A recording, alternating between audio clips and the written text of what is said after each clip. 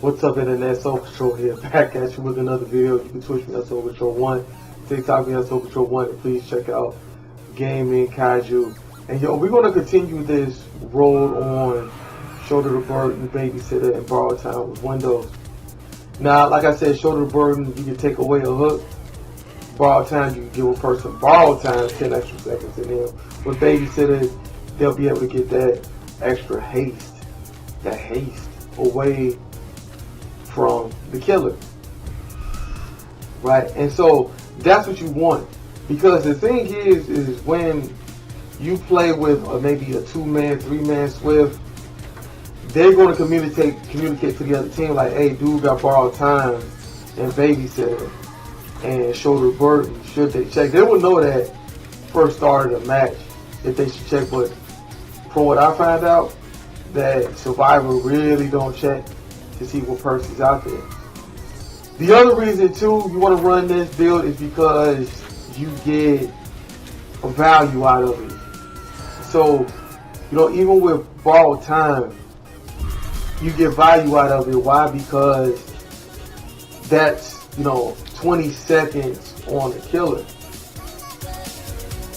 And they'll be able to take endurance along with that haste that comes along with Babysitter. So that's what you want. You want the Survivor to be like, man, I'm getting tunneled, but you know, I got haste, I got borrowed time. Okay, and now check this out. Now we're using Shoulder the Burden, and now that person got haste.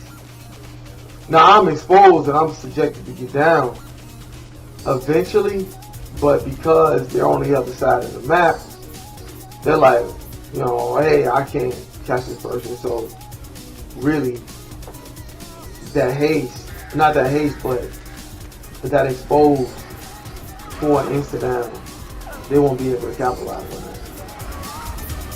But Shoulder the Burden, Borrowed Time, and Babysitter, it all contributes to wasting the killer time. Now you can run reassurance with this build, but if I was to substitute anything for it, if I'm running Shoulder the Burden and Babysitter, I'll just sacrifice Borrowed Time, because at this point you gotta hope that the killer will eventually leave that Survivor alone, seeing that they're at a safe pallet or they're getting looped earlier on in the chase.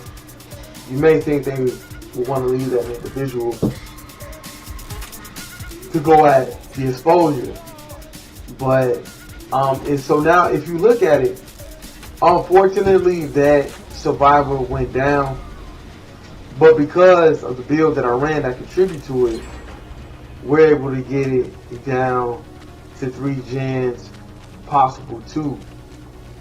So I'm trying to run and get that save. Reason being because we need another body in this game. Just having 3 gens or 2 gens really isn't enough, and I was just a bit too late to come after that. But the name of the game is always going to be waste the killer's time, and that's what you want. You don't want to keep playing games where nobody is able to loot, get proper saves. Even with this build, running this build, you really want to feel like you have a chance to stay alive, because the devs, they nerf so much in this game that what killer mains believe is to be Survivor sided, this game really isn't Survivor sided. It's going to be more killer sided because they nerf the sprint burst.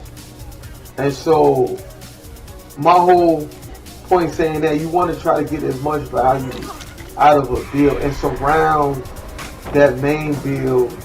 You want to surround that main build, that main perk, with a good build. So if you do run Shoulder the Burden, you might want to run Babysitter, and you might want to run Borrowed Time for that Survivor that you're saying, so they can get far away from the killer.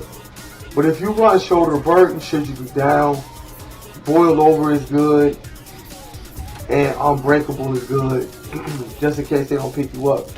Now, if you want to run Windows, I ain't mad at you.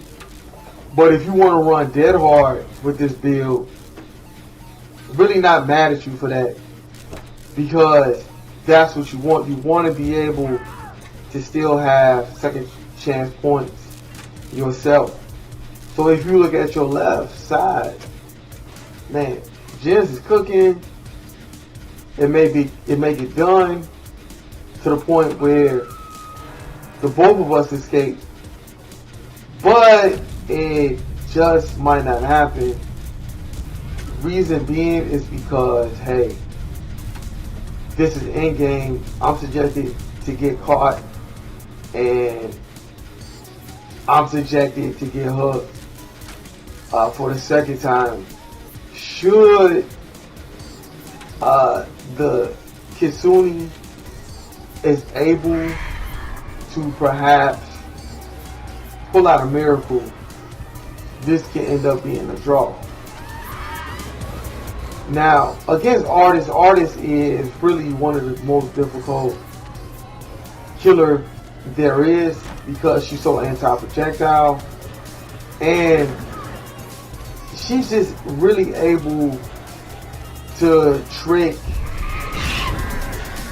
survivors away from the loop, thinking that they have time and separation to get by, but they really don't. In cases like Artists, good map at a good time with survivors.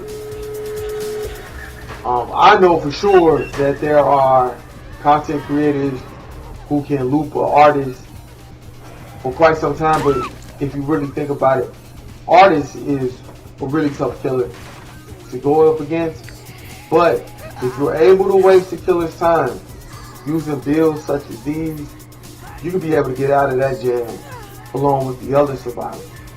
But if you want to run this at Swift, this, I will say, is an OP build to use in Swift.